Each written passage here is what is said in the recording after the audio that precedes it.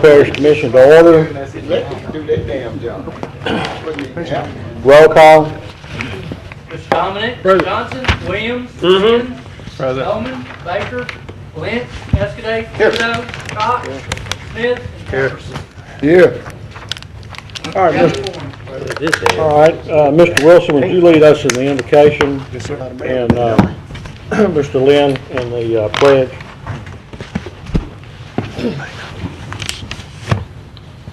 Let us pray. Dear Heavenly Father, we thank you so much for this wonderful opportunity to come to conduct the affairs of the parish. We thank you, Lord God, for your mercy that's been renewed for us this day. We thank you, Father God, for working things out for us before we even think about them. We pray, Lord God, that all will be said and done today in this chamber that will be pleasing unto you. We pray for Commissioner Bowman as she continues to deal with health issues, that you continue to give her good health and bless her. And please bless our armed forces and men and women serving throughout the nation and overseas. We pray, Father God, as we go into this commission meeting, help us, Father God, to make the right decisions for the right reason, and help us, Father God, keep the main purpose in mind, and that's the people that we serve. So in Jesus' name we pray. Amen. Amen. Everyone please face the flag, render the proper salute, and say the Pledge of Allegiance along with me. I pledge allegiance to the flag of the United States of America and to the republic for which it stands, one nation, under God, indivisible, with liberty and justice for all. Justice for all. I like that. Bells of Notre Dame. Don't be rubbing in everybody's face. Okay, under agenda additions, we've got an emergency resolution.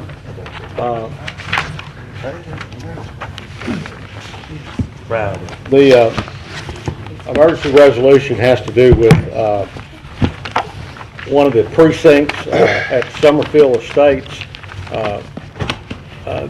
is quarantined because of the flu problem.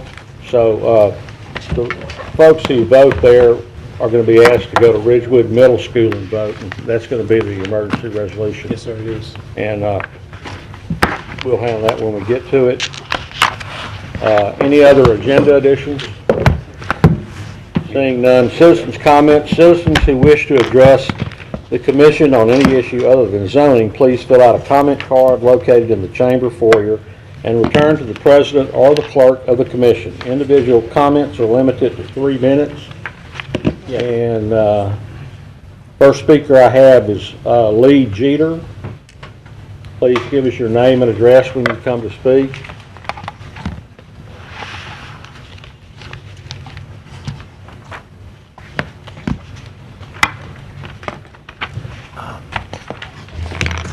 Good afternoon. Lee Jeter, Fellow Center for Housing, 4221 Linwood, Shreveport, Louisiana. So, Commissioner Thibault, Commissioner, Administrator Mr. Wilson, thank y'all. Good afternoon for giving me the opportunity to address the commission. I was looking for Councilwoman Commissioner Bowman. I didn't see her. I saw earlier. She's walking in. Thank you very much. I wanted to share some great news with this commission. And I apologize for my appearance. I usually like to dress a little bit better when I come here, but it's been a hectic week for our organization. As you know, the Fuller Center for Housing is a nonprofit that build homes for individuals that are low income, living at or below the poverty level. But the good news I want to share with this commission, because you've supported us in the past and you've had some things on your agenda. You've donated a vehicle to us and helped us with the grocery store in Allendale and some other issues. As on yesterday, I met with a young man by the name of Jim Durnan. And Jim is the brother-in-law of Roger Waters. Some of you may know him as the founder of Pink Floyd. And yesterday they made a pledge to our community of $300,000 to build 4 homes for veterans in the Stony Hill area on property that's been donated to us by the city of Shreveport. So that is going to be a tremendous opportunity in our community. And it's not something that the Fuller Center for Housing is doing in a vacuum. We're partnering with the Volunteers of America of North Louisiana, and all of the veterans that we're going to be building homes for are going to be coming out of the Veterans Transitional Housing Program run by the VOA. And not only are we going to build new homes for those individuals, but we're also going to re-nest them, and we're going to outfit their homes to make sure that they're coming out of this transition facility with nothing as far as furniture, things like that to outfit a house. we've got a connection and a partnership with another organization that's going to help make those homes that we're going to build starting in March for these veterans, make that house a home. And that's going to be a tremendous opportunity for our community. Not only that, but I just got off the phone with Jim about 30 minutes ago, and Jim is part of the Bob Woodward Foundation. And they're wanting to try and get ABC News down here to do some coverage and support this effort to address the issue of veteran housing in our community. And this is a model and the partnership that we have with the Volunteers of America, North Louisiana, and the other agencies that support us, that they're going to want to replicate across this country. Now, that's a tremendous investment in our community. And what we really need is the support of our community in the terms of volunteers to come out, visitors are coming from New York, New Jersey, and across this country to help us build homes for veterans that's in our community. And I just wanted to thank this commission because Commissioner Baker was there on Wednesday when we met. Then we invited Commissioner Lynn. I understand you had some other things to do because we're going to be building them in your district. But we want to make sure that we've got the support of our community, our government bodies, because we're publicized in this project as a public-private project with other individual donors, other nonprofit organizations, and our government entities to support projects for our veterans. And I wanted to share, you're the first government body to get this news, and we wanted to share this news with you because of the outstanding support you've given our organization, and to continue to encourage you to support us and to encourage the citizens of Shreveport that when we got all of these visitors coming out to help build houses, 4 houses in a period of less than 90 days for veterans in our community, we want to make sure we got local volunteers that's coming out to work side by side with those volunteers coming from across this country to help our citizens. And I want to thank you for your continued support of the Phillips Center, and I felt it was important to share this news with you that we've got national people looking at what we're doing in Shreveport, Louisiana, to address the issue of homelessness and substandard houses for our veterans. And I want to thank you very much, and if you have any questions, I'll be glad to answer them. Thank you for the good news. Thank you. Thank you. Bill me one. I think you're overpaid, Commissioner.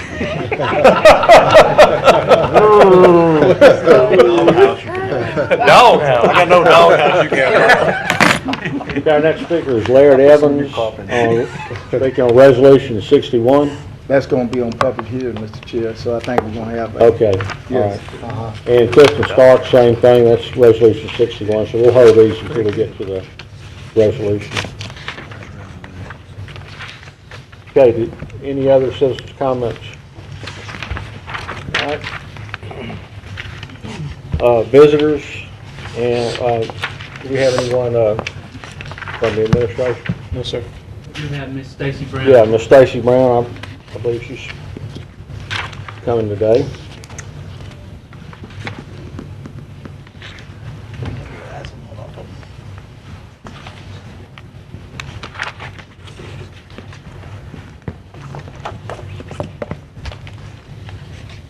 Good afternoon. I appreciate you taking the time to allow me to come before you today. I have with me your appointee to our Board of Directors for the Shreveport Treasurer Commission and Tourist Bureau, Betty Matthews. Betty is currently our Vice Chairman, and she will be Chairman of the Board next year. So we appreciate her service on the Board. Well, I believe you've already received our 2013 budget, but I'm passing out a formal copy here to have that for you. But we also have our business plan. One of the things we've recognized is that we tend to do a nice, big, formal business plan that nobody reads. So this year we pared it down, made it very easy to read and brief with lots of pictures. So we would encourage you to take a little bit of time to read that if you would, so you understand a little bit more about what we're doing. Well, at the Convention and Tourist Bureau, we have a true passion for what we do. And we really want to make sure that we're not only working hard, but we're working smart. And we're utilizing the dollars entrusted to us very wisely, and that they're providing a significant return on investment. So each year we really evaluate our effectiveness, the various programs that we're doing, what's working well, what needs to be done a little bit better, or sometimes there are things that we need to scrap and not do the following year. So we meet with an industry consultant each year. We bring someone in from the outside to help us look at us from a different perspective. Someone who works with other bureaus across the country, knows what the national and regional trends are, to look at what are those things that we could tweak and do a little bit different. One of the things we're also very dedicated to doing is a good bit of research to make sure that we're headed in the right directions, we're advertising to the right people so those are being used effectively. So we've hired Young Strategies, Berkeley Young. In fact, he and his associate are in town right now, getting prepared for a research project that's starting off in January. Really looking at our hotels and what business is in the hotels. This we do about every 2 years to find out, exactly who is staying in the hotels, what area of town are they staying in, what else are they doing while they're here, how did the visitors find out about us. So we do a conversion study on our advertising as well. So we appreciate all of our partners in making sure that happens in a very cost-effective way. As you know, this year has been a rather challenging year for everyone. We've seen quite a bit of difference in our economy. As we've seen in 2010, a huge influx of Haynesville shale workers. We've seen over the last couple of years, most of those go away. We do have other businesses coming into town. I'm hearing a little bit about the oil and gas is going to start going up again.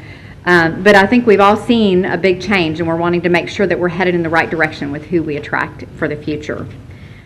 We have had a number of new hotel built mainly in response to those that were here for the Haynesville Shale. So the majority of the properties being built are what we call limited service. They don't have a restaurant. They usually provide a breakfast with your hotel overnight stay. They usually don't have meeting space. If they do, it's very limited. So they're somewhat limited in the types of clients they can bring into their business. So we're having to look at things a little bit differently, and one of those is the sports area. They are very well suited to sports events and sports teams. So that's one of the reasons for the partnership that we've done. Well, year to date, as of the end of October, hotel occupancy was at 58.6%. So that has gone down. Some of that is due to the number of rooms available in addition to what we had previously, and some of it's because some of the business has gone out of town. In fact, since 2009, we have about 137,000 more room nights available to sell than we did in 2009. So that's a significant number of hotel room nights. As you may be aware, Shreveport is working on their bond issue, and that does affect some properties that we use on a regular basis. One of those is Cargill Park. We actually were successful in moving pretty much all of those events to other venues, but I've just found out today that actually it looks like Cargill Park will be closing a little bit later in the year than earlier anticipated, so we may be able to adjust some of those. Also, the Barnwell Garden and Art Center and the Municipal are all properties that we use quite a bit, so we're going to have to make some adjustments in those.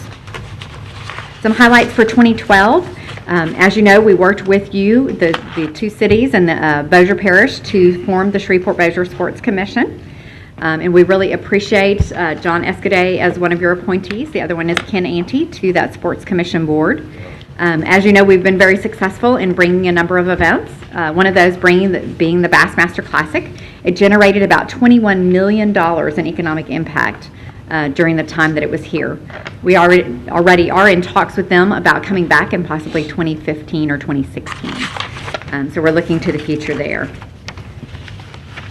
We also completed, with your help, the Boomer Bus Byway projects that we were working on.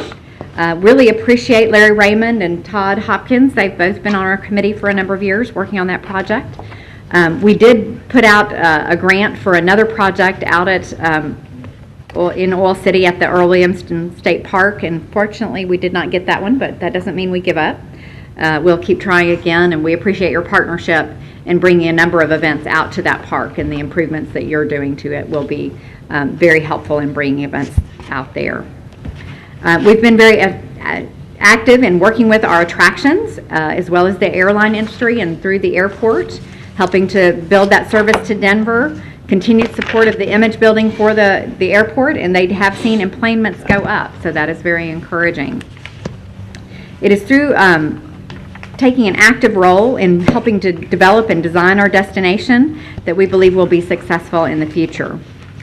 We are very strong believers in partnerships, so not only do we partner with y'all on the Shreveport Sports Authority, we also work on the Louisiana North, the Holiday Trail of Lights, the Film Office, and the Boomer Bus Byway Commission.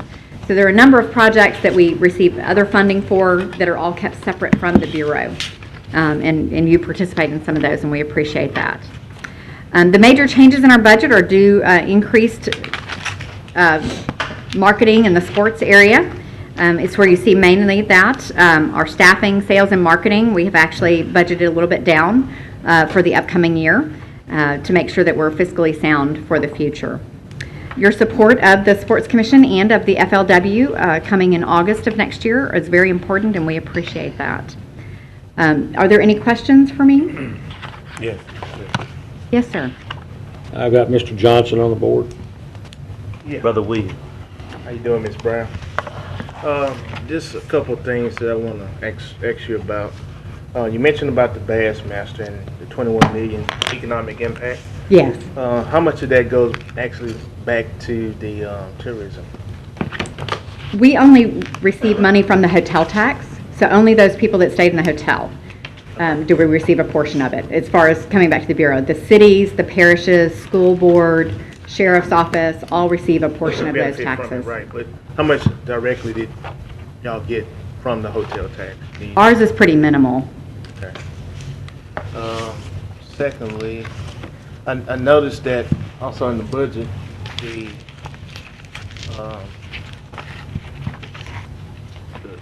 talked about cuts, but at the same time, the salaries. Actually, we line- reduced our salaries overall. Yeah, but We looking kind at of the- moved some around within different budgets, but overall the salary budget was cut just a little bit. Yeah, but just looking at basically the percentages of your total operating expenses, you're hitting like 50%, It's- 30%, 40%. It's around 40%, which is actually a little low for bureaus our size and for communities our size. When you're looking at a Convention and Visitors Bureau, it is a marketing organization. Some areas, when you've got like a beach community, a lot of their budget goes more towards direct advertising.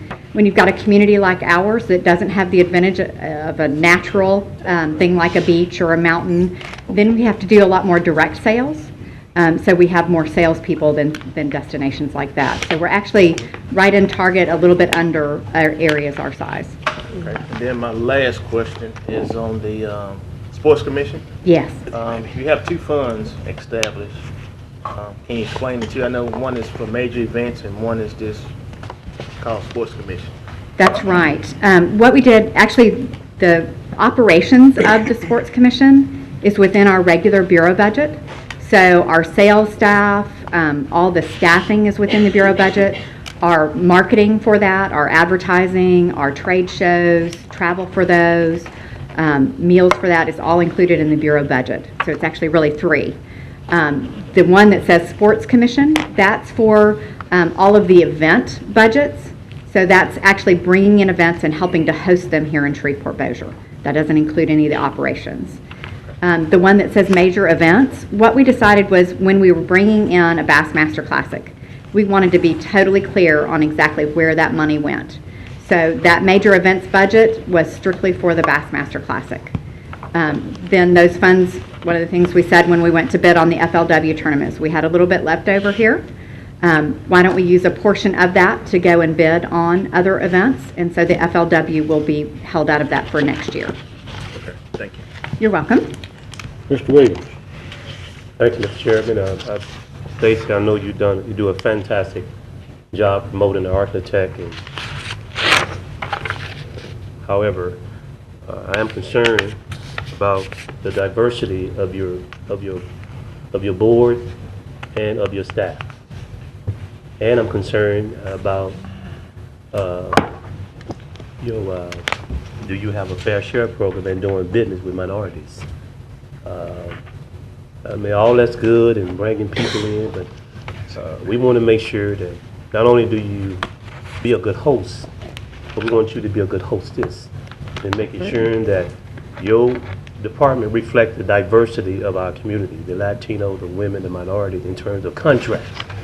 I don't get in your business. Because we don't have full authority over your budget. But I want this community to be inclusive. When I looked through this brochure, I didn't see a lot of people look like me. I didn't see the African American, the history parade and the old thing, the culture and the arts of the African American community. I didn't see a lot of it in here. So I hope the next time you have a brochure that we will try to find some of those events and festivals that a lot of African American and other minorities and the Asian and the Indian community also do here, because our community diverse. Now, the dynamic had changed in the South. So we need to get on board with the rest of the country. And hope that next time you come here, that we would see a little more diversity in this brochure, and more pictures in terms of in the rural area as well. I see a lot of city, but I don't see a lot of parish. It's a beautiful parish, a lot of Sure is. lakes and waters and parks. I'd like to see a little more diversity with our parks and our department. Larry Raymond and the staff does a good job. I'd like to see more. I'm all about inclusion. Absolutely. Got to get away from all that, us and y'all, and then we are in this thing together whether we like it or not.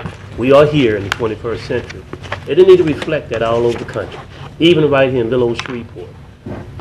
And I need to see more of that. So keep up the good work. Absolutely. But I'm going to be watching, we'll be looking. I'm looking for diversity in your staff. How many African Americans you have on your staff right now? To be honest, I don't think of it as black and white, so I couldn't tell you off the you top of have? my head. You know how many you have? I can start going through the staff and naming them, you but have- I don't know the number right off the top of my head. Well, I'll find it. I'll find Okay, out for you. I can get with you. No, Absolutely. I'll find out what's your staff and what the makeup is. But I'm looking for inclusion all over this country, right here in Shreveport. Thank you. Thank you. I don't have any other questions for you that are on the board here. Thank you for your report. Thank you. Y'all have a great afternoon. Mr. Grubb, under special resolutions, would this be the time to do that emergency resolution? Yes, sir. All right, I told you earlier, we have an emergency resolution. There were a couple of people not here. To relocate the polling place for the special election only on December 8th, 2012 for precinct number 94, to move it from Summerfield Estates on Baird Road to Ridgewood Middle School. They have a flu epidemic at Summerfield, and they have asked that we move it just for this Saturday. And Mr. Cox, I believe that's in your district. Yes, it If is. you want to make the motion for that. Well, you just go ahead. You got the paperwork. Go ahead and make it. I'll make the motion to move it. All right. Motion by Mr. Cox, second by Mr. Williams, to move that polling place just for this Saturday. Temporarily. I have one question. Did it Well, register? I've got Mr. Epperson on here first. Well, I wanted another item if you clear that.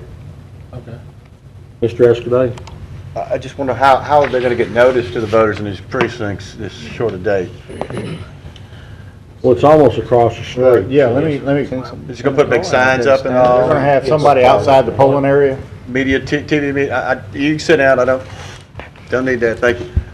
TV, media, all that, There's a press release going out. Okay. There's going to be something in the paper. that's just short, that's 2 days away, isn't it? We'll have an employee there all day to direct people to the school. And this Okay. is just right down the street and hang a left and you're there at Ridgewood. So it's less than a quarter mile away. I just don't, as long as there's not mass confusion. Won't be. Voter suppression. Okay, Not in Southern Hill. Mr. Dominic? What Commissioner Eskenazi asked, and that was exactly what I'm going to ask. All right. Cast your vote, please.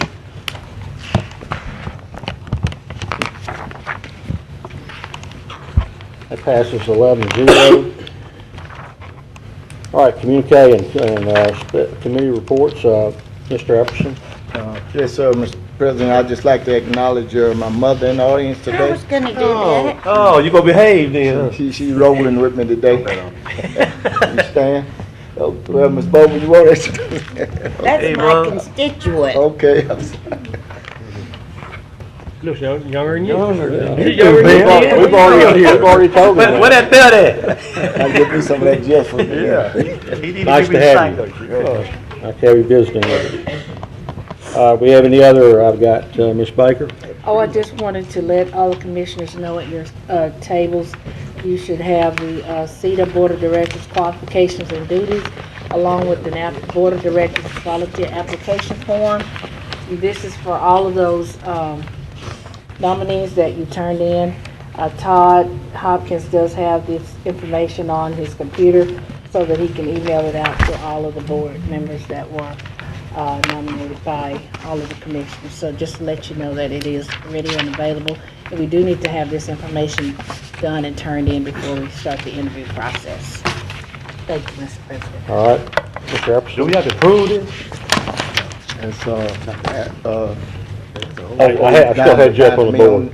Yeah, we can go ahead and do that presentation now. Oh, you ready now? Yeah. Okay. At this time, I would like to call forward Ms. Teresa Neff, the event chair and board member of Veterans for Veterans, and Mr. Donis O.B. O'Brien, president, I think, of the Vet for Veterans organization, I think Louisiana State president, and board member Mr. Mark Galloway. Mr. Reginald Hardy from Overton Brooks Medical Center.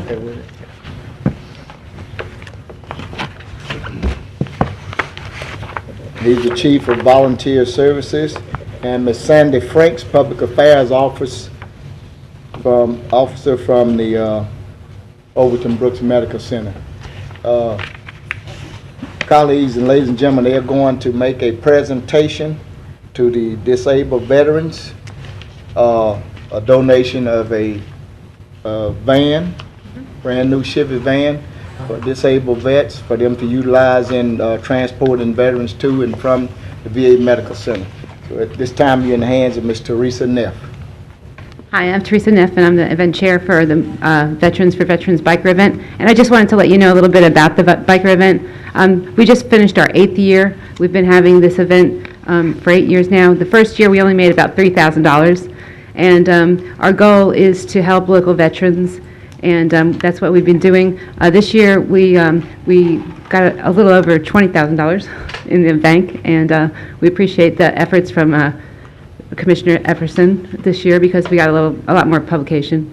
A lot more people knew about it, so that helped us a real lot. This is our 3rd van that we're donating to the veterans. This is some pictures from our event. It was held at River Park Church. That's the crew of elders. They supplied the food and the cooking, and we had a motorcycle parade. It went down through the War Veterans Home, and then it went over the Texas Street Bridge and came down and went through the VA hospital, and then back to the church. And this is our 3rd year at River Park Church. We used to have it in the parking lot at the VA hospital. However, due to them putting a building in the parking lot, we had to find a new home. And I think it was a blessing in disguise, because it's a really good family-oriented event. And it gives, the reason we started it was because we had, really didn't have a lot of opportunity to show the veterans how much we appreciate what they do every day for us. And that's why we started it. And it's grown, and it's getting bigger every year, and it's bringing a lot of people into the area for Veterans Day. This coming year, the next day we always start planning the new event, and we're planning a little bit of a different swing to it this year, where it'll be more of an all-day event and evening event. So we'd like to present Disabled American Veterans and the Overton Brook Medical Center, VA Medical Center, the van. It's a 2012 Chevy 12-passenger van. It's going to be doing the Monroe run. Right now, they don't have a van that's adequate to put them. Their van has too many miles on it, so we're replacing a van. And it helps veterans get to the VA hospital. And our VA hospital is one that's, we have a lot of people come in from the different areas just because it's such a good hospital. It's supported by LSU, and we have some of the best equipment there. So we get people coming from Monroe, and we have a van that goes up to Texarkana, and they have 2 other vans. So we're going to present Reginald Hardy with the keys to the van today. All right.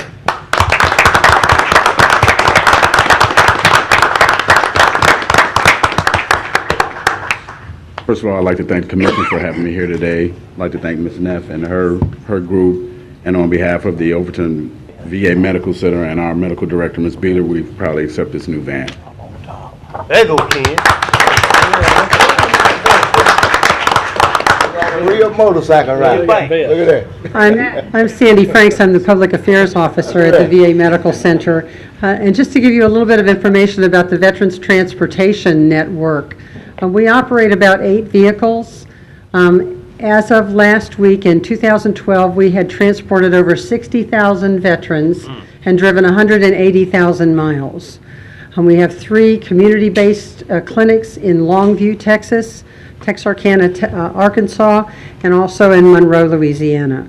So veterans that live in the rural areas as well as in the city that may not have transportation to come for medical care at the medical center, these vans are used to transport those veterans to make sure that they're getting the best care that they can get that we provide at Overton Brooks. So thank you again for your support of this effort. Don, anything? I want you to know that that man right there had a ball riding on the back of my motorcycle. He wanted to see him smile, put him on the back of that trike and take him riding around. I don't think he quit smiling the whole trip. I was waiting for him to buy a bike and come on with us. You sure want a tricycle? Maybe you ought to take him to Disney World, see what he does. Mark, last time I went there, I took sick. I'd like to thank y'all, Ken Epperson, our Grand Marshal at the event. We had a heck of a good time, and if it wasn't for Mr. Epperson's leadership, we'd have had a hard time getting this coordinated for the Vets for Vets and the parade the following Sunday. Thank you.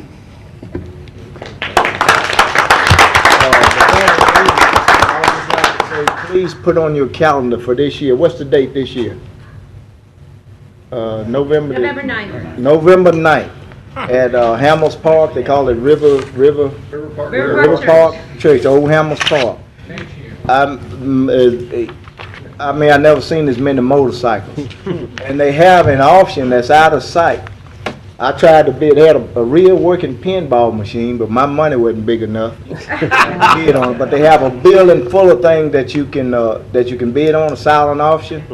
The food is excellent, and I'll be there from now on every chance I get. Go get your bike. I don't know.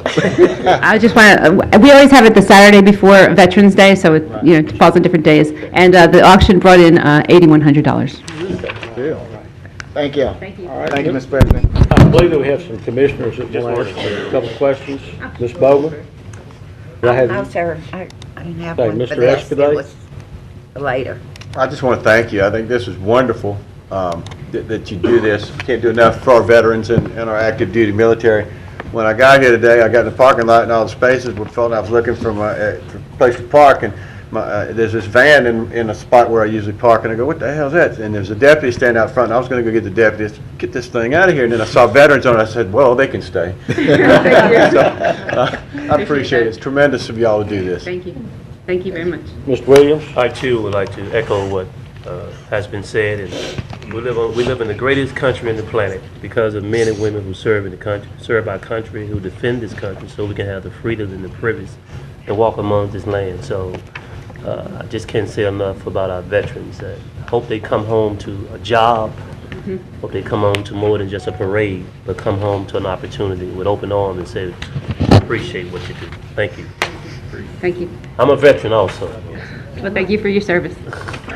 He's supposed to be one, I don't know. I just have one question. Are y'all also the same group that leads the processions to the grave sites of the World War II veterans? That's the Patriot Guards.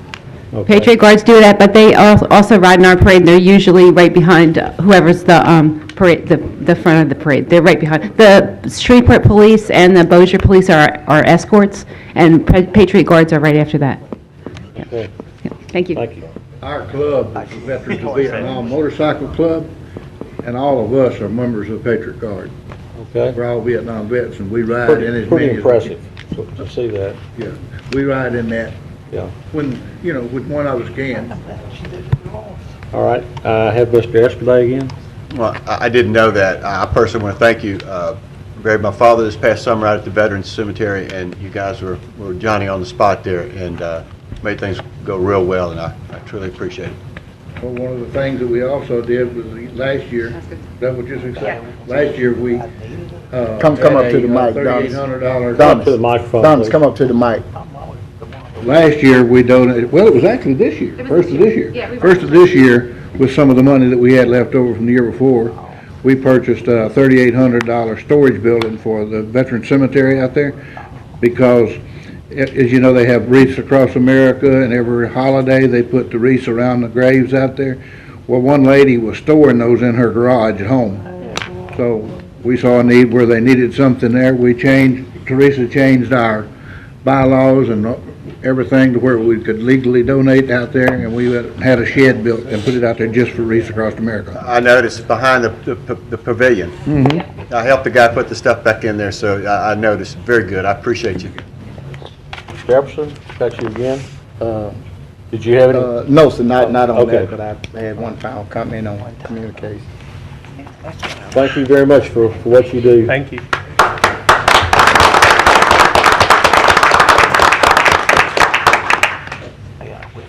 You had one more? It's a trivia question, Mr. President. $1,000 to be donated by Mr. Wilson. What's tomorrow? My birthday. December 7th, Pearl Harbor Day. All right, Mr. Wilson, pay Mr. Thibodeau. Tomorrow, Pearl Harbor's Day. Pearl Harbor Day? All right, let us not forget. I'd like to check right now. Just keep the paper carried.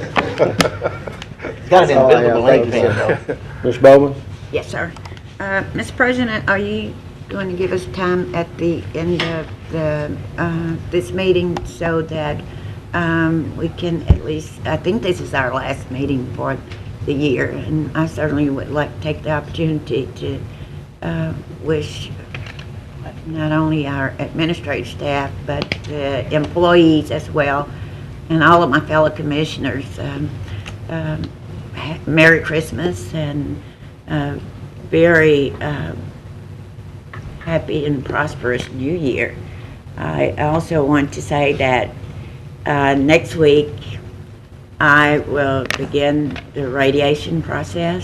I'm not sure how many and what to expect as far as that is concerned, but I want to ask you all for your continued prayers as I continue to fight this battle.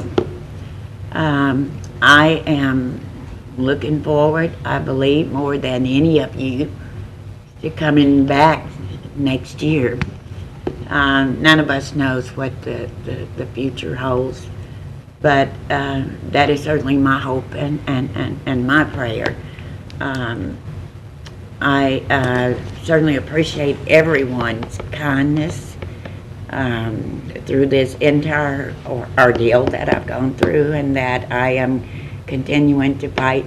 You just cannot imagine the kindness that I have received, not just from the citizens in the city of Shreveport and the parish of Caddo, Ken's mother and people who live over where she lives, just in the grocery stores, people from Surrepta, Jefferson, Texas, all over, and it's just so amazing that people really do care, and the beautiful cards and I can't answer all of them. I can't answer all the calls that I get, but people mean you well, and it being cynical years ago and all of this stuff, thinking that people really, really don't care, but let something like that life-changing happen, and you see the real goodness in people. You see the real spirit of what Christmas is. People reaching out to each other and feeling the warmth and the love, and you just cannot imagine. My heart just overflows every time I receive a card or someone walks up and say, I'm praying for you, and I pray that all goes well. I've heard that from every last one of you up here, and I thank you for it. That's it. Thank you. Well, George,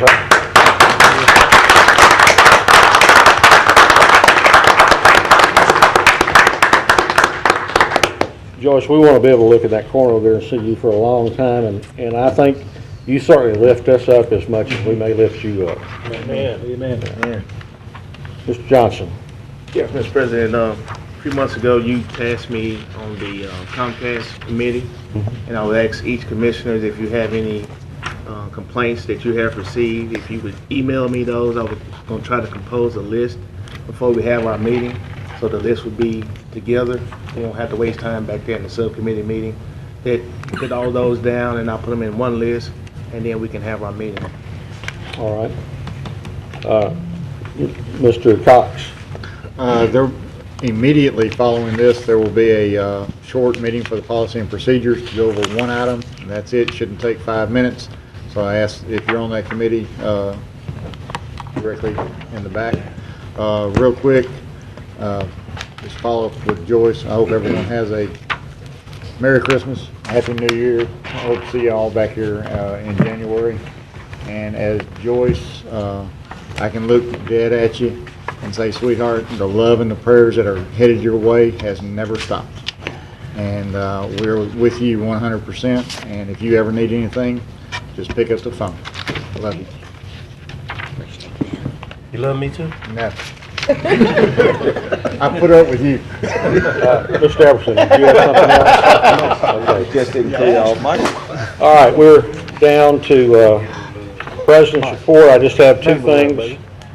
Number one, when Stacy was here, she forgot to invite all of us tomorrow from 11 to 2 o'clock at the Bureau's open house. So we're all invited at 629 Spring Street. And for those of you that were not here earlier for the VA recognition of the group that was responsible for the parade and the presentations that were made, it was a outstanding presentation. And I hope that maybe before we leave, we could look at the plaque that, did you say it was in the back there somewhere? Yes. If we could, you want to take a look at the plaque that was given, Randy, if he could get it. Wonderful plaque in Miss Samuel's office. Keep that knife, Ken. We may Yeah, it's a wonderful plaque that was presented to him by the commission and actually all the employees of the Caddo Parish Commission. And it's a beautiful thing, and Ted Cox was the designer on it, and it's pretty impressive, as you'll see. So it was a great presentation. Okay. We need to adopt the minutes of the regular meeting held on November 21st. So moved. Second. Moved by Mr. Dominic, second by Mr. Cox. Cast your vote, please. Thank you, Woody. And that passes 11-0. Next, we move to public hearing on ordinance. Yeah. Ordinance number 5275 of 2012 to deem property surplus and authorize the transfer of surplus property owned by the Parish of Caddo to the Philadelphia House. This is a public hearing. Do we have anyone to speak in favor of ordinance 5275? Slow down, buddy. Have anyone to speak against ordinance 5275? Seeing none, that public hearing is closed. Ordinance number 5276 of 2012 deem property surplus and authorize the transfer of surplus property owned by the Parish of Caddo to the Fuller House. Anyone to speak in favor of ordinance 5276?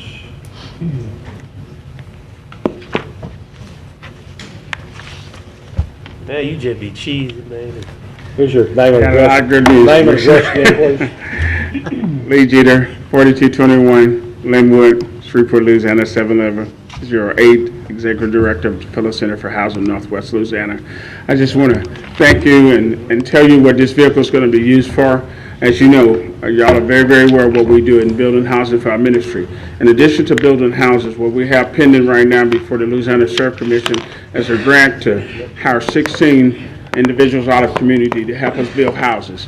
One of the things that we have a problem with having a skilled volunteer force. To solve that problem and be able to build more homes, to have more individuals in our community that have low income or at or below the poverty level, is we're going to have an AmeriCorps program that's going to give members, adults 18 and over, that's going to be working with us. We're going to teach them building skills. We're going to need them to transport them, and this vehicle is going to be able to use to support that AmeriCorps program that we've written a grant for to help us be able to build more houses, have more citizens for our community. And we just want to thank you again for your continued support, and have a blessed day. Any questions, I'll be glad to answer them. Thank you. Thank you. Anyone to speak against ordinance 5276? Seeing none, the public hearing on ordinance 5276 is closed. I'll conclude public hearing on ordinances. We move to public hearing on resolutions. Resolution number 61 of 2012 approving the application of citizens regarding the organization of the Shreveport-Caddo Economic Development Authority, designating the economic development area, therefore approving the economic development plan. All right, I've got two, and I'm assuming that they're speaking in favor of this resolution, number 61. First is Laird Evans.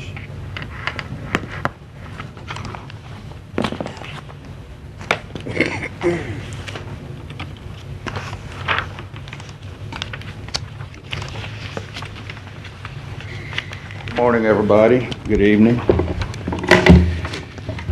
See there, I got a lot of friends on the board. Yeah, and Joyce, bless your heart. You're wonderful. Thank you.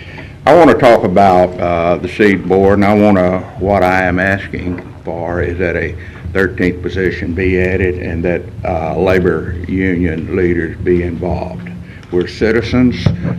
We have just as much input, if not more, than a lot of people have.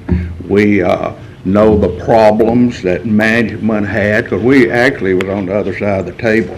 So we know what they're up against. And for somebody to say that they don't think companies would come to town because of labor unions, I don't think that's true. I don't think that's true at all. I think it just shows that rather than, it just shows we moved into 21st century. It shows that we can talk, get along.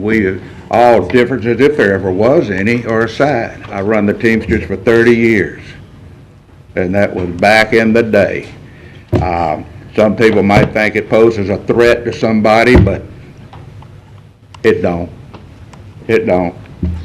That's what I want to ask. I think that a 13th member should be put on the board, and I'm asking that it be someone involved in the labor. We have a lot of contacts, eat at the same restaurants, go to the same churches. We're good citizens. I just feel like it's a stereotype. And I'm going to say this, and probably shouldn't, but there's a lot of African Americans who one time felt stereotyped. And they know how it feels. We do too. We're involved, and we want to get more involved. This is as much our city and parish as it is anybody here. Thank you very much. Next speaker is Clifton Starks.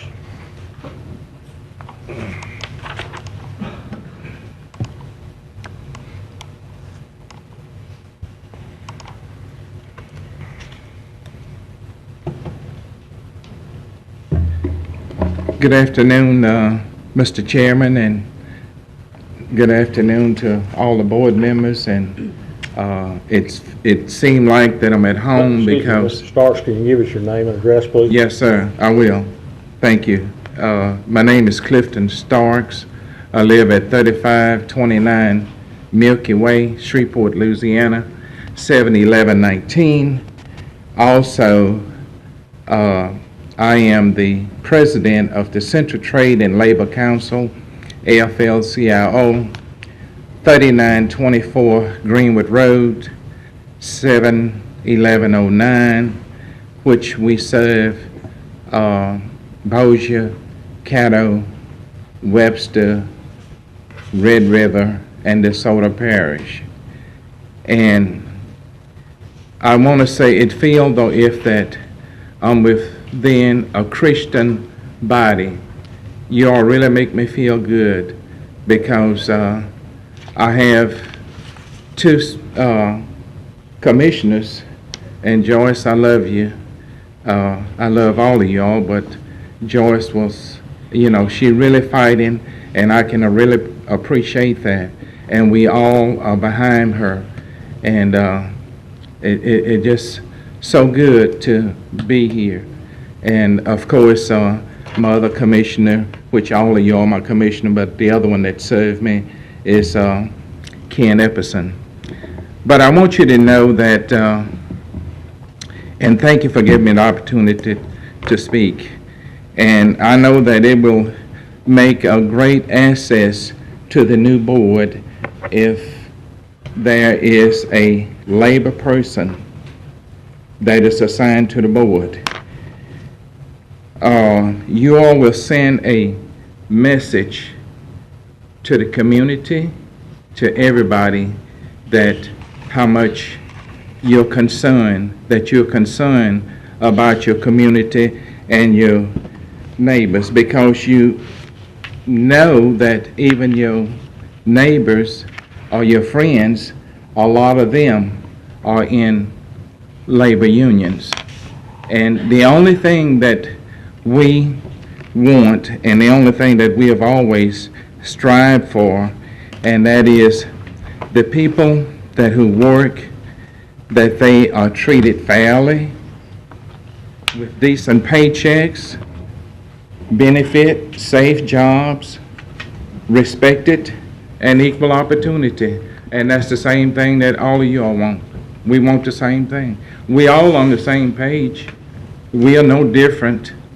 It's one thing that we probably make a big difference, and that is that our people, we really impressed on them how important it is to register to vote, and we try to elect politicians that is going to be for the working poor people, and we try to elect those kind of people regardless whether you independent, Republican, Democrat. It doesn't make any difference to us. We like to elect people that who is concerned about our community, our friends, and working people. And I'm asking that each one of you all to support the resolution for the 13 on the board, to make sure that labor has a place on the board. I ask you all to support it. I know that you won't regret it, because we depend on each other, because work connects us all. Thank you very much. Do y'all have any questions for me? One other little last thing. December the 8th, it was mentioned. This is one thing that is very important. We have to go and support this renewal. Thank you. Does anybody have any questions? Thank you, Mr. Chairman. All right, thank you. Do we have anyone else to speak in favor of resolution number 61? Do we have anyone to speak against resolution 61? Seeing none, we'll close that public hearing on resolution 61. As I conclude our public hearing on resolutions, we move to ordinances for final passage. Ordinance number 5275 of 2012, deemed property surplus and authorized transfer surplus property to the Philadelphia House. Move to approve. Second. Moved by Mr. Lynn, second by Mr. Williams. Cast your vote, please.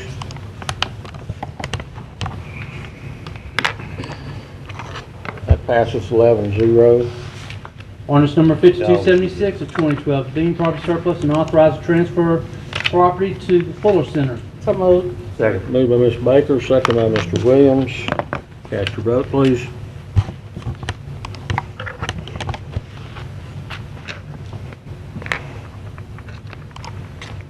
That passes 11-0. We move to resolutions for final passage. Resolution number 61 of 2012, approving the application of citizens regarding the organization of the Shreveport-Caddo Economic Development Authority, designating the economic development area, therefore approving the economic development plan. So moved. Moved by Ms. Baker, Second. second by Ms. Bowman. Mr. Epperson? I'd like to make a substitute motion, Mr. Chairman. I move to amend resolution number 61 of 2012 to increase the SCEDA board to 13 members, one being a dedicated appointee from organized labor, the other being appointee from small municipalities in Caddo Parish, such as the town of Greenwood, Vivian, etc., with the same term stipulations of the original 11, as stated in the Articles of Incorporation, as well as the resolution.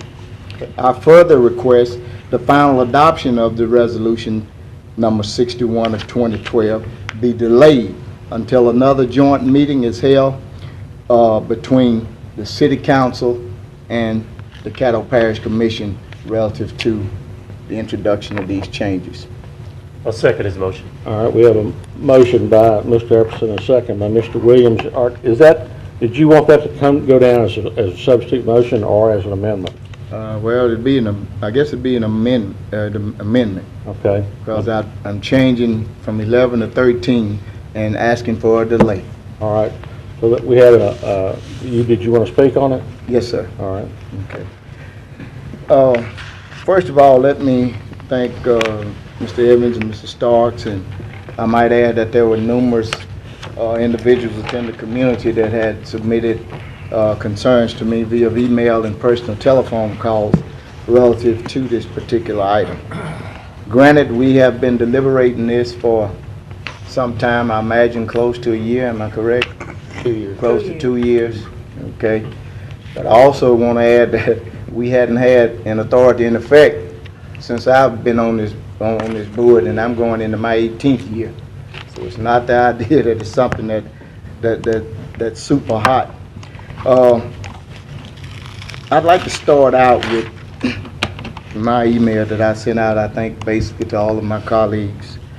I think I got an indirect response, I guess, from 2.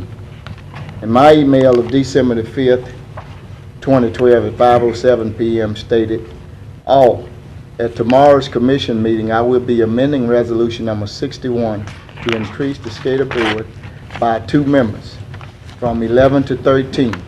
The increase will be specific, 1 member from organized labor and 1 from a small town municipality such as Greenwood, Vivian, etc. It is very important that we fully be inclusive in this venture. I respectfully ask your favorable vote on behalf of this amendment. Thanks. Now let my name and both my numbers. As an indirect response, I got Thursday, December 6, 6:31 a.m. I assume it came from Mr. Lynn, and I want to just read this into the record. Fellow commissioners, I strongly oppose any increase in the member number. If you want to scare off a company before they ever consider moving to Caddo, putting a representative from organized labor would do just that. We need people to think of all Caddo, not one city, town, or village. And let me add that in this venture, we basically entering with City of Shreveport. Okay. I hope that the members we do choose are broad-minded enough to bring business that will serve the entire parish. Thank you for your consideration, Matthew. And then there's an indirect comment, I guess it came from Caddo Cajun, and it says Directed, it's from me. It came from you, Ms. Yes. Yesterday? Okay, it says kinda like the cannibals asking you to be the guest of honor at a banquet. Yes, I did.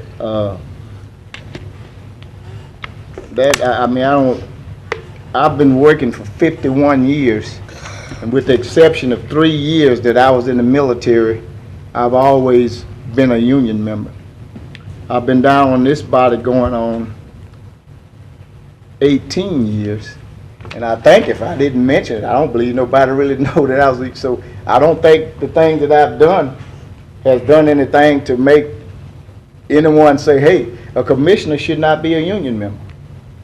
I'm a member retired from International Brotherhood of Teamsters, local number 19 Airline Division. We are not partial in our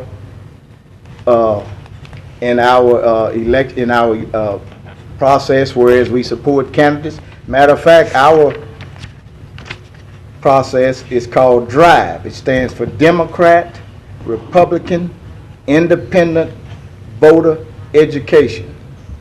If a member of Teamsters was to run as a Republican commissioner, they would receive the same maximum amount of contribution and support from the Teamsters as I have during my periods of time. And that maximum amount is 1,000. If a member of the Teamsters wants to run for state representative, the maximum amount allowed is 2,500. Democrat, Republican, Independent, they do the same thing. We just want to make sure that we have citizens that participate in the election process. I live in a neighborhood with a variety of people, from a plant manager, department heads that are in management, elected officials, attorneys, members that are of chambers, members that are of Rotary clubs, and I don't think I've scared anyone off yet by being a member of the International Brotherhood of Teamsters and a lifelong union member. I pay taxes as well as other union members throughout this parish. If you want to look at West Shreveport, the Greenwood and surrounding area, we know that General Motors plant, which was represented for almost 30 years by the United Auto Workers, paying very good wages. They are gone now. However, a lot of those people that came from other places who are union members that are retired now and like this place, and they pay taxes. I don't think it's nothing that they did negative that was put this venture. And if we're looking in the resolution, let's look down at section 1 where it says, the commission finds that the city of Shreveport and Caddo Parish are suffering from extreme conditions of unemployment, underemployment, and other forms of severe economic distress, as all described in the plan. But that's all we want to, come to the table. There's a perspective that we can give that some people may not even be aware of.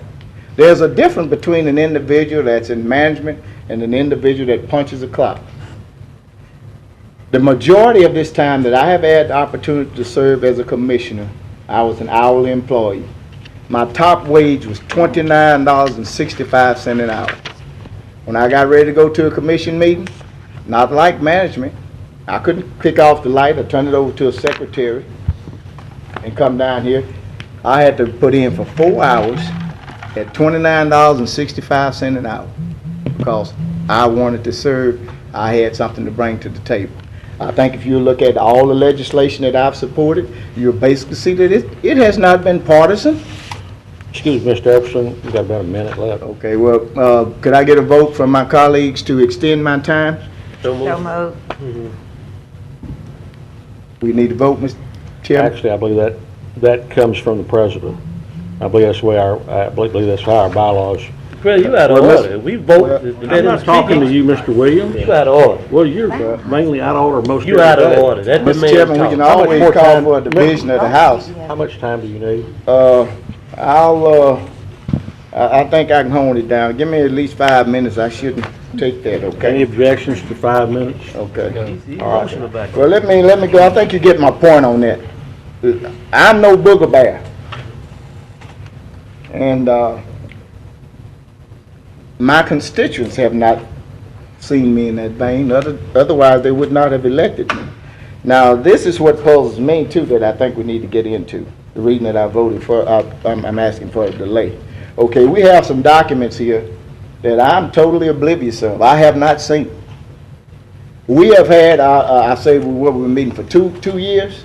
I think we had a meeting, was it Monday night, Ms. Baker? Mm-hmm. Monday night? Okay. I would like to see some minutes as to what happened there. The meeting was amply publicized, wasn't it, in accordance with the open records law? Correct. Now, we're talking about expending $1 million. We're talking about doing something in behalf of the entire parish and the city jointly. We are talking about remedying situations of economic disparity and bringing employment, but yet and still we want to put discriminatory practices in place. And if I might say, I think Mr. Lynn is a student at Southern University, which this body voted to give them some funds to increase the program that he's attaining his degree in. And I wonder, once he attains his degree as a nurse, will he go to a company that's paying $75,000 a year as a starting nurse to one that's paying $35,000, be it union or non-union? Wonder what choice he's taking. And I'm familiar with the process. 2 of my nieces are nurses. And I mean, whenever they get ready, they can get a job anywhere paying more money. And those places are places that are looking out in their behalf, paying decent wages. No minutes. We have an industrial development board here, which we're going to ask them to do something. We can't divulge it publicly now. We're going to ask them to do something. I see 4 members on here that were union, and they've been on here quite a while. Have they done anything to wreck this organization or go against it? And realize one thing. Louisiana is a right-to-work state. That's right. If this thing was working so good, we would have so many jobs we couldn't have people to fill them. But that's not the issue. Because we have an individual that's going to bring a working man's perspective, decent wages, benefits, safety, that's not a reason to not. We're discriminating when we make statements such as this. If I had a restaurant, I wouldn't ask a person to come through my door if they union or not union, because I don't want your money. If I had a bar, somebody wanted to buy a round of drinks for everybody, and there's 150 people in there, I would say, no, I don't want your money, you union. That doesn't make sense. And how many churches have we seen ask the tithers were they union or non-union? Preach, man. I hope that you all will support me on this. And I really think we are in violation of the open meetings law by not having minutes of all of these meetings that we have been having, probably making decisions with no records of what transpired there, documents that everyone has not seen, to be brought for us to vote today to expend $1 million for taxpayers' money. And I say between the parish and the city, I guess we're going $500,000 apiece. And I would hope that you would support my motion. Let's right this ship. Let's do it right. Because I would hate to think if someone wanted to bring a job here, and the first thing they would ask me, you got any union folks?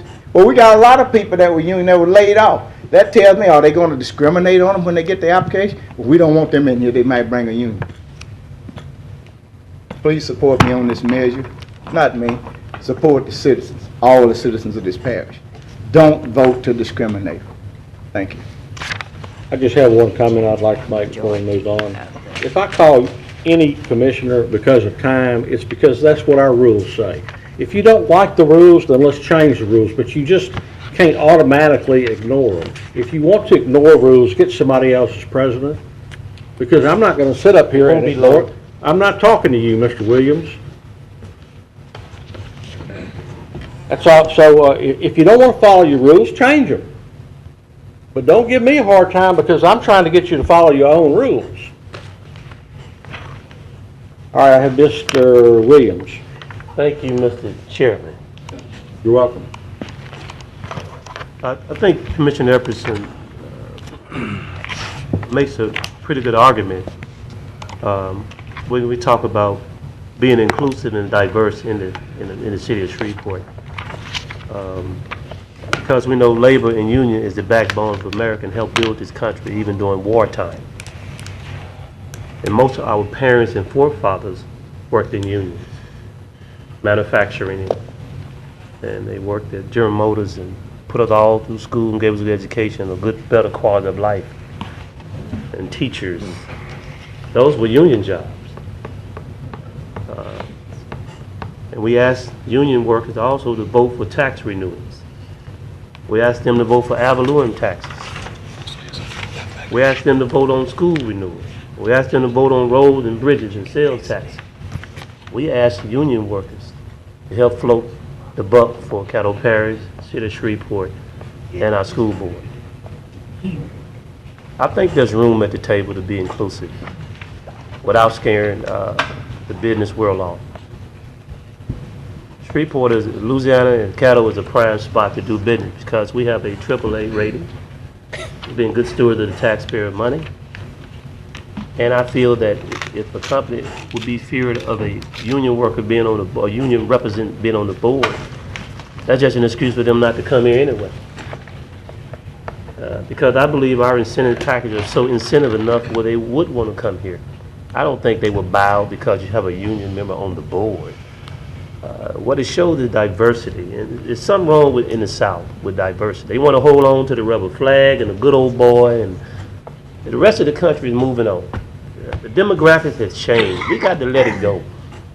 You know, we can't keep living in the past. We got to live in the future. This city has changed. Now we are the minority community. Is the leaders now. We are the engine. We're not the caboose. We've been good followers. Now we need to be good leaders and be inclusive. Work with diversity. Work with Democrats and Republicans in a spirit of compromise, not too much confrontation. I don't like to be confrontational, but I'm not going to let nobody bully me down. I'm not going to waver in what I believe in. Nobody. What I believe in, what I stand for. And if I give you my word, I'm not going to turn my back on you and vote against something at a meeting. When I give you my word, I'm going to vote on something. I'm not a coward. I say what I got to say, and I mean what I say. You got my word on something, you got me. And I'm man enough to tell you, if I'm not going to vote something, I'm not. But some of us ain't like that. We still voting the same way it did when I came in when I was a young man, and when I was 30-some years old. Voting on racial lines and party lines. We need to stop that. We're sending the wrong message to our generation, to our children. How can we be a good example when we still doing the same old thing they did in 1960? As I said, the seats have changed, but the faces are still the same. We can't afford to live in the past. Our past can't upset our future. There's nothing wrong with having diversity on the board. And that's showing the rest of the country that we all been included. Because Labor been cut out, representation been cut out so long from the chamber and for the other board. They have no face in the place. They have no voice to negotiate what is best for the working people of this community and this nation. The middle class, here again, they want to leave out. And all of us are beneficiary of the labor. Most of us up on this body. Somewhere in your family, there's a labor member working right now to protect you. There's labor police officers here protecting us. Firefighters are labor, protecting you. They vote on tax renewal. They protect you. Why can't they sit at the table? I think we're sending the wrong message. Whatever we do today, I can live with it. We can agree to be disagreeable.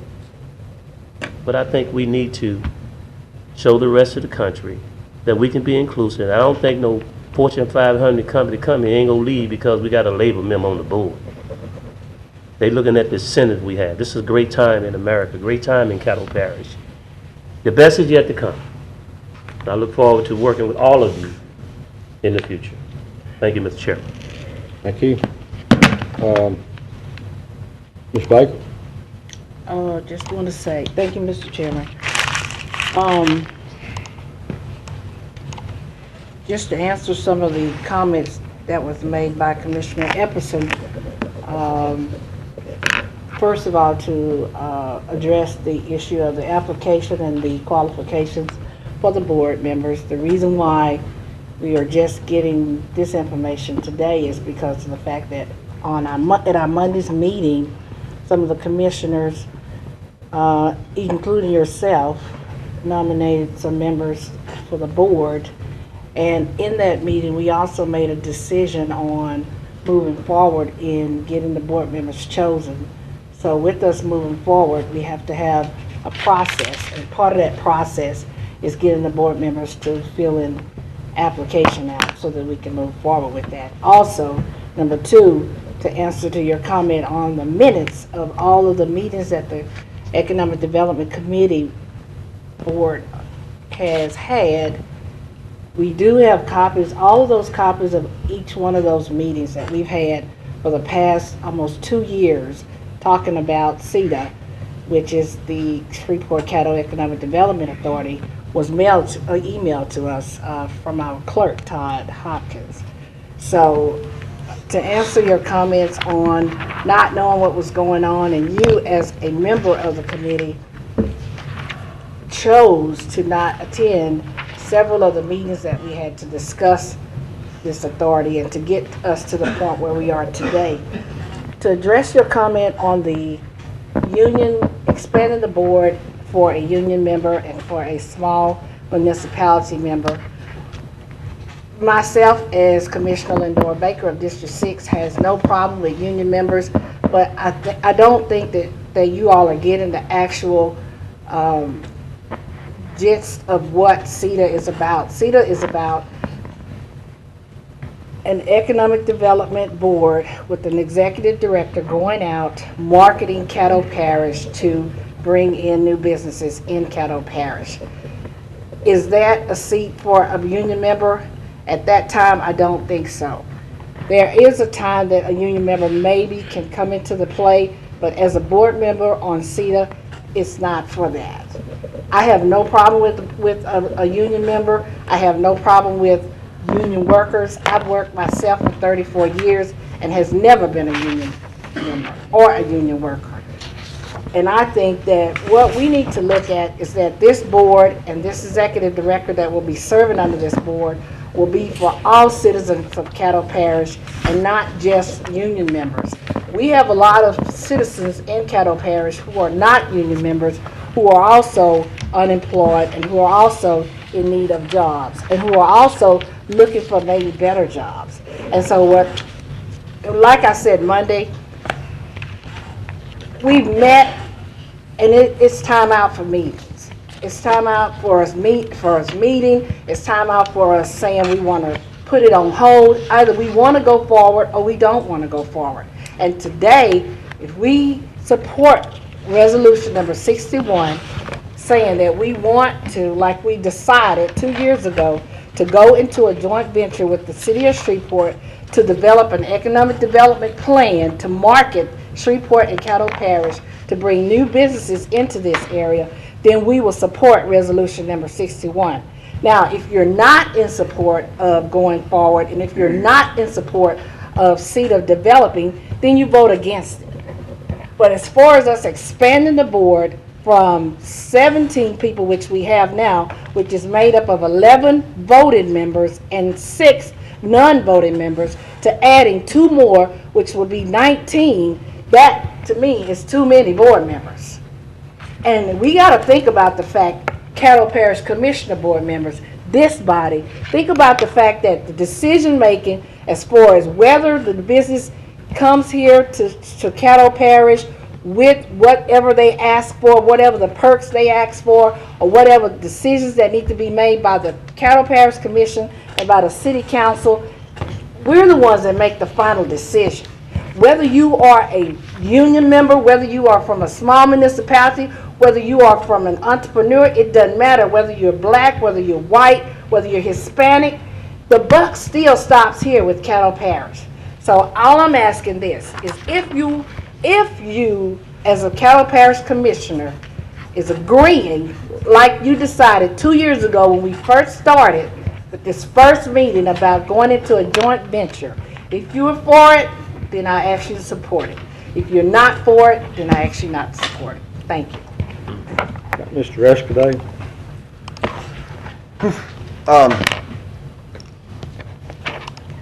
I want to make it clear that, first of all, that Ken and I respect Ken very much and always have. We did serve with a Republican union member, and it was Commissioner Webb, for several years. And that never played into anything. And as was mentioned, I think Commissioner Williams might have mentioned, I've got current family and past family that have been union members. I don't have anything against the union. But this is about attracting and luring people here. And I guess I'm a predator in a sense when I think about it. To me, it's like duck hunting. And I don't want anybody in the blind rattling their guns or making noise that's going to scare off the ducks. I mean, there's plenty of time to pluck their feathers and skin them and eat them once they landed on the pond. But That's really not what this is about. If you read the qualifications that we worked on for 2 years, that the last minute, when the city council has agreed that we want to change at the last minute and have them considered, there's only 3 criteria here. Minimum of 5 years volunteer service relating to community or economic development. That's qualification number 1. That's a lot of people. Must represent a private sector or nonprofit organization. No elected officials. Must sign a non-disclosure agreement committing to not disclose private information. The only discrimination in these qualifications is against elected officials, and I don't have a problem with that because we made it very clear that we didn't want elected officials to get on here and taint this thing should it get stood up. So there very well could be nominees. We have 20 people proposed for this board who are union officials or union members, and I don't know who they are, and I don't care. It doesn't matter because they're certainly allowed to participate and sit on this board. But what we're asked to do today is to go ahead and take a board seat against someone else who may be able to serve and actually discriminate. Take this thing and make it discriminatory by singling out union members and someone from a rural municipality. So I've heard a lot about discrimination and inclusiveness and all. Sitting here asking me with this amendment to this resolution to be discriminatory and to be inclusive. And I can appreciate Mr. Laird's statements. You know, we've all faced discrimination. I'm white, I'm a Republican, and I'm almost old now. And on all 3 of those points, and some of them all together, offend some people, just the very thought of those things. So I know what you're talking about. We don't need the amendment. 3 or 4 of the people nominated for this board already, whom I don't know, and it will not be disclosed, who I could be likely to support, could be union members, and I'd never know, but never asked the question. Now you're asking me to discriminate when you just preached to us about not doing that? Sorry. Thank you. Mr. Cox? Quick and simple. I've known union members. My dad was a Teamster for Red Ball Motor Freight, which Mr. Evans and him worked together. But coming up over the last 20, 30 years, when you've got counties, cities, parishes, townships, all looking for the same thing. They're looking for jobs. And it doesn't have a hill of beans of who's negotiating that company coming in, whether they're a union or non-union. Bottom line is jobs. This is what this deal came up 2 years ago. Matter of fact, Mr. Smith and I, before it got to where it is now, was preaching this. We need somebody to either represent Caddo Parish as a whole or get with Shreveport and Caddo and make something happen. Union jobs come and go. Regular jobs come and go. It's a way of life. And if you were to ask the Teamsters right now, they probably have less members in Shreveport today than they had in the 80s. And Mr. Evans is shaking his head. Union has a place, but when it comes to negotiating for a company, a business, to say, look at Caddo, look at the city of Shreveport, we have open arms right now. We want you to come employ our people. It's not saying we want you to come employ the union workforce of Caddo Shreveport. Our people. And at the same time, negotiate to get that business here. We all run every time we go out and say, I need your vote. And all we say is jobs, jobs, you know, lower taxes, make Caddo a better place for you and your family. To do that, we got to start thinking smarter. And this is what I've been preaching for the last 9 years that I've been here. It's not who you are. It's not what organization you're a member of. It's what you believe in and what you want to expand on. Jobs is what this organization, as far as the economic development, is being trained to do. I'm like Mr. Escudé. I don't know who's on the board. I don't care. If they're willing to take their time and their efforts and put together something with the Caddo Parish in the city of Shreveport, from north, south, east to west, and go out and find us some jobs, that's what I want them to do. I think it's a little late in the game to come up and say, I want 2 other people on the board. And like, you know, we'll probably find out. We've already probably got union members sitting at the table right now. Don't care. Let them do their job. I'm going to vote against Mr. Epperson's amendment. I understand where he's coming from. Mr. Evans, good to see you again. I can tell you when I was 9 years old, I was putting bumper stickers on trucks. Time for a change at local 568. Am I right, Mr. Evans? That's right. All right. So I don't have a problem with the union. My problem is getting everybody on the same page for what? Jobs. And until Shreveport and Caddo Parish can get on the same page, we're going to have a problem. And this problem can be solved here today. We just need to do it. Thank you, Mr. President. Mr. Johnson? Yes, Mr. President, I wasn't gonna say nothing, but I guess it's gonna have to come out. I've been on both sides of the spectrum. I've been in the union, and I'm also right now working in management. My wife is part of the union. She's a member of UAW. My mother retired from the union. My father retired from the union. Got 2 sisters that work inside the union. So I have a whole list of family that's been working in union mostly all their lives. I made a complaint.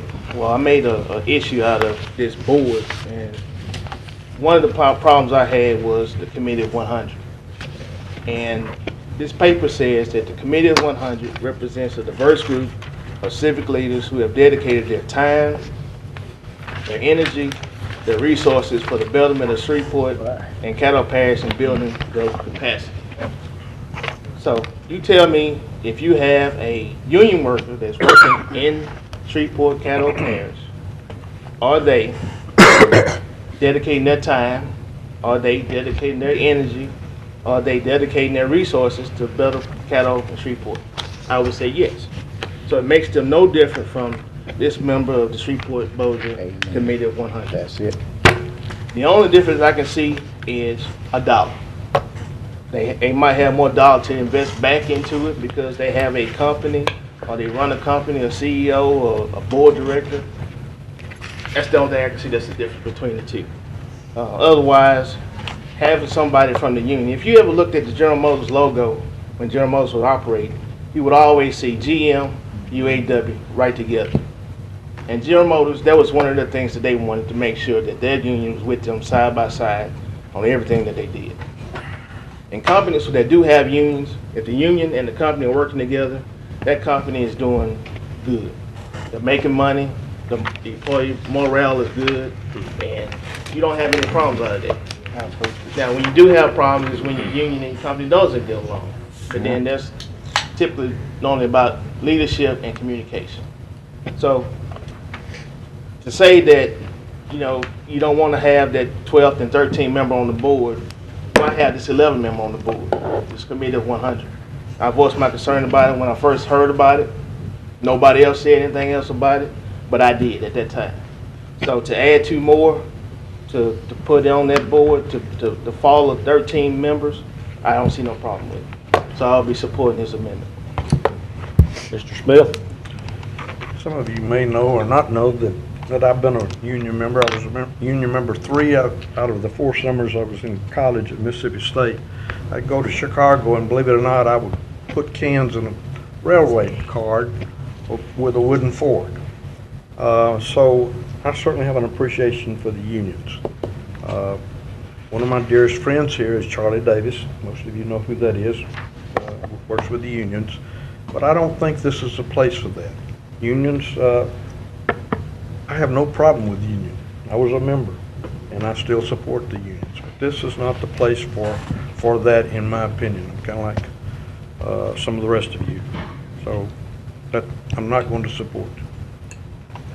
All right, last speaker I have is Mr. Epperson. I disagree, with the form. Here and again, I don't care what we do. If we publicize, in accordance with the Sunshine Law. An official meeting where we are going to be discussing taxpayers' business. There should be official minutes. Those minutes should be transcribed and put to paper and brought up at the next official meeting of that body to be ratified, whereas we can have bona fide record to look back and see what transpired. Now, for some reason, the last few years, we've gotten away from that. And we did that in the initial 12 years I was here, and that's going to come back to haunt us. As far as email, who gives a hoot about email? I always tell you, I want me some paper. Give me some paper. And those minutes should be transcribed and brought up at the next official meeting of that body, whereas they ought to be perused in the event that someone could not attend that committee meeting, where they can get an actual and factual and a documented description as to what transpired so they can make a decision. So we sitting here blowing a lot of hot air about form. I didn't leave because I wanted to leave. We had a regular commission meeting that went long, and I stayed as long as I could because the meeting that I had to go to at 6 o'clock was scheduled 6 months ago. And any meeting that I can attend down here, I will certainly be here, especially now since I got a little more freedom than I had a year later. So don't put that down. And let us not say that the buck doesn't stop here. The buck starts with the taxpayers' $1 million that we're putting in place. And we had an official meeting, minutes that went out stating bring a representative that you want to put on the body to the committee meeting. We brought those and left them here. And then we come up at the next official meeting and we got a document that we didn't have anything about. And we told people that wanted to be on that. That's all we knew. That's not right. And I missed my point, and I'm so glad that Mr. Johnson brought it up. What hypocrisy. Listen at this. And one which shall be appointed by the Shreveport-Bossier Committee of 100. Why do they get such special privileges? Huh? Is that not discriminatory? The city council has not ratified this. They didn't publicize it after. They didn't even vote on it, put it on the agenda the other day. And I've talked with some of them, and they have some reservations. I do not think we should act upon this document until we get back with them again in the joint meeting. Let's go over this thing and make sure. You're talking about $1 million for taxpayers' money. These articles of incorporation, not specific. And the biggest sham that's going on in America today is all these companies pimping all of these cities. How much taxpayer you gonna give me? I'm gonna bring 1,500 jobs. Then run over here to Mississippi, well, I'll give you $1 more, back and forth. And then we're gonna get the same good old boys in this venture here with the criteria. We got about 7 or 8 of them that we give something to. They aren't bringing anything. I don't see anything they bring. I think we did a little better negotiation up to this point on what we've done than some of these other organizations that we had in the last few years. Support this ordinance. Let's do the right thing by the people. Thank you. Mr. Escobar. Jefferson bring up a good point. Brentler Steel's a prime example. We didn't have any organization or really any outside help for that, and that's it'd be quality jobs with quality benefits and a lot of them, and we didn't give away the farm to do it. The committee of 100s suggested to be appointed didn't come from anyone on this body, as I hope you recall. This was prompted by Second Floor and their representatives. And at the time, I remember those meetings. I don't recall anybody protesting that or questioning that. But, and we can take it out. I've always thought it was strange anyway. But I guess the bottom line at this point in time is what I'm saying. I'm not going to support the amendment. I'm not going to support CETA. I'm not going to support any of it. Not with this kind of money on the line. I think we just abandon the effort for a while, take a breath, step back, and let's reevaluate it. Because if we're going to do it, we need to do it right. and I'm not willing to make the risk. Thank you. All right, I have no other speakers. Cast your vote, please. Before we vote on first. We are voting on the amendment for Mr. Epperson's amendment right now. Do I need to clarify If to you'd like everyone? to read it, go ahead. Okay, you all ready? I move to amend resolution number 61 of 2012 to increase the Shreveport Caddo Economic Development Authority Board to 13 members, one being a dedicated appointee from organized labor, one being an appointee from a small municipality in Caddo Parish, such as Greenwood or Vivian, etc., with the same term stipulations of the original 11. I also request the final adoption of this resolution be delayed until another joint meeting can be held with the City Council of Shreveport. Cast your vote for or against the amendment.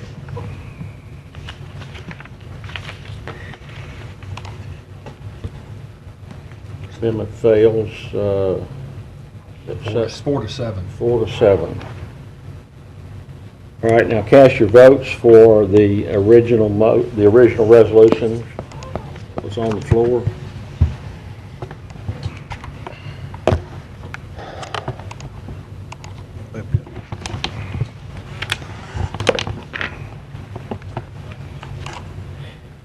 And that fails 3-8. Next order of business, Mr. Clerk. Next, we move to ordinances for introduction by title. Ordinance number 5277 of 2012, amending the budget of estimate revenues and expenditures for the Riverboat Fund in the amount of $100,000 for the year 2012. Ordinance number 5278 of 2012, amending the budget of estimate revenues and expenditures for the Oil and Gas Fund in the amount of $1.8 million.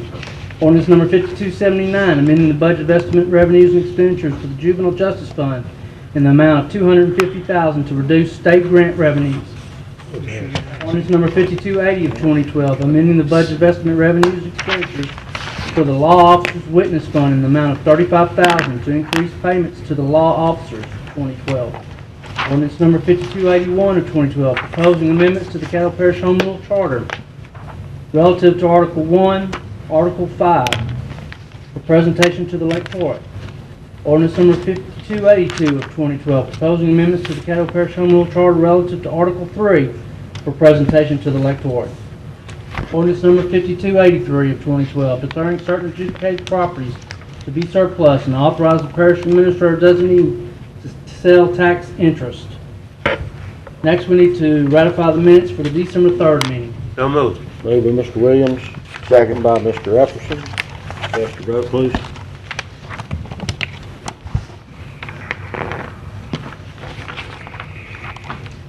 Passes 11-0. Next, we move to resolutions. Resolution number 68 of 2012, to authorize the Caddo Parish Administrator to consent to the annexation by the Village of Ida of certain right-of-ways within the Parish of Caddo. So moved. Second. Moved by Mr. Dominic, second by Mr. Smith. Easton, we need to know what's going on. We didn't know the other day. Yeah, Mr. Dominic, go ahead. Yeah, I just wanted to clarify, because I know some of y'all had some questions. There's two roads that are being annexed, State Line Road or Ida State Line Road and the Ida Boy Scout Road. I talked to Mayor-elect Kenny Shaw the other day. He will take office January 1st. He's currently on the city council. And there are 6 houses that are being annexed. It is all residential. It's not commercial. The roads are maintained by the Caddo Parish. It's not affecting us one way or the other. Ida does not have any Avalon property taxes, so no one is going to be assessed any higher taxes by being annexed inside the city limits. Those houses are currently on the Village of Ida's water system. The Village of Ida has applied for several grants and has been awarded a grant, the LCDBG grant for sewer services. They're hoping to do a second phase in which these houses would be tied up to the sewer services. The residents, is my understanding from talking to Mr. Shaw, would like to be being here because they have a better chance of getting additional grants, and also that if they're inside the town limits, they pay a lesser rate for their sewer services, that they also would like the services such as the police department. They have one chief of police, and that's the only officer they have, but they would like to be inside the city limits. So that's what I've been told, and I would ask for y'all to support this. Hopefully no one has any other questions. If y'all do, to answer them. Can I come up there and drive? Sure. Police car? You've been in a police car before, I'm sure. That's okay. It ain't no fun. Cash your vote, please. He thought he was a chauffeur. Okay, that passes 10-1, One abstention. 10-4, and 1 against. Oh, 1 abstained. Abstain. Okay, next we move to resolution number 69 of 2012, giving written public notice of the regularly scheduled meetings of the Caddo Parish Commission for the calendar year 2013. So moved. Moved by Mr. Dominic, second by, what is it over there? Mr. Cox. Cast your vote, please.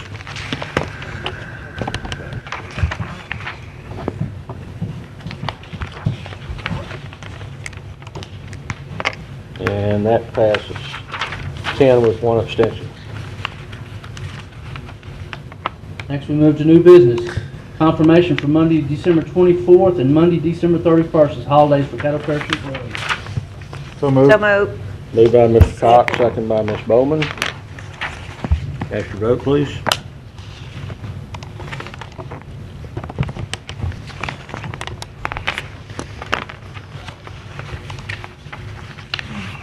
And that passes 10-1. Next we have final confirmation of end-of-the-year appointments. Chairman, point of information. May I ask a question? Just other than Sewer District 5, which is the only multiple appointments we have enough slots, does anybody want to make any substitute appointments? If not, we can in globo all but Sewer District 5 and appoint those members. Good. I was gonna try to give you my ones that I wanted to compromise in. In 5? In 5. Well, let's do, I'm Let's do that first, saying we and then- dispense with all of it, and then we're just left with 5 since it's got multiple choices. Okay. Is that okay with you? I make that motion that we in globo all the appointments with the exception of Sewer District 5. Second. Then come back to you on 5. Second. All right. And I just got a comment, All right. if I might, before we vote. Okay, go ahead. Okay, Mr. Winslow Andrews, who's up for appointment, he had to leave. His father's 93 years old, and they're honoring him over in Bossier City, a World War II veteran. So we had to leave and go over there with him, he said. That's why he didn't stay in case. Oh, he was here a while ago? Right, he wanted to show his Okay. face and let you know he's still interested. Yeah, I spoke to Wendell. Okay. Wendell's good to see him, All right, yeah. I just wanted to let you know why he left. Cast your vote, please.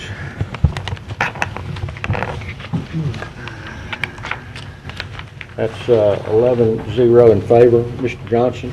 Yes, I would like for the commission to consider the confirmation of Mr. Milton Alexander, Mr. Cleve Arkansas, Ms. Alicia Nash Johnson, Mr. James Kojo Livingston, Mr. Ronald Twin Robinson for the sewer district number 5. 5 appointees. Did I go too fast? All right. Mr. Escaday? Got some trouble on that board, do you, Linda? It's always been trouble on that board. Look like you want to shake it up? Actually, it's 2 that's already on it, and then I'm taking 3 off and putting I just 3 thought on. you need to shake it up some. Yeah. Just remember, you the one got to live with it. I support you, but you got to live with it. That's the one that Rose had. Oh, you got it, buddy. Comment? Who did you say they were? Mr. Arkansas? Milton Alexander. is the I'm first sorry? one. Milton Okay, Alexander, all right. second one from the top. Okay, Cleve Arkansas, got him. Alicia Nash Johnson, Got him. James Kojo Livingston, Okay. Ronald Twin Robertson. Those are the ones that are reappointing today. Or that we're appointing. Appointing today. What about? One is a reappointment and the other 4 are appointments. So you're gonna have to come back and make some more to Yeah, but fill the 5. other ones that are? No, that's it, there's only 5 positions. Okay, there's only, It's you only just need 5. Just 5, yeah. And that's who you want. That's all I Only want. 5. All right. Cast your vote, please. Well, Rose used to have them folks that live down here. It's been much better the last 4 years. Good luck, man. All right, that passes 11-0. Move for adjourn. Before we go, I'd like to say one thing. We've had a contentious last couple of meetings, but I would hope that all of us would take the next 3 weeks to enjoy our families and remember that everybody around this dais here is blessed. And let's cool off and come back at the beginning of the year and start anew. And I'm, of course, looking forward after that first meeting to pass. I remember how Mr. Epperson was. He was starting to shake last. As you know, we got some big things happening, some good things. The president supposed to buy a turkey, did you know that? By the what? Buy everyone a turkey. You can be the turkey, Michael. Mr. Dominic. Cut the cameras off. Mr. Dominic. We're not old. I didn't realize, I guess we don't have any more meetings, but don't forget the Independence Bowl. We need to go out and support the Warhawks. Oh, he's an alumni. Mr. Epperson. I mean, let everyone know, hey, I'm not in contention. I'm just lively debating, and hey, once that gavel hit, I'm through with that mess. But anyway, I want to let you all know that I appreciate the plaque, appreciate that, and you know me, it's all about the veterans and the other 43 people on that committee, but I just want to let you know I appreciate it. Thank you. I love you all too. Merry Christmas, happy holidays, everybody. Ho, ho, ho, ho, ho. Mr. Bowman, Mr. Bowman, have something? No. All right, Merry Christmas. I'm not in love. Good, man.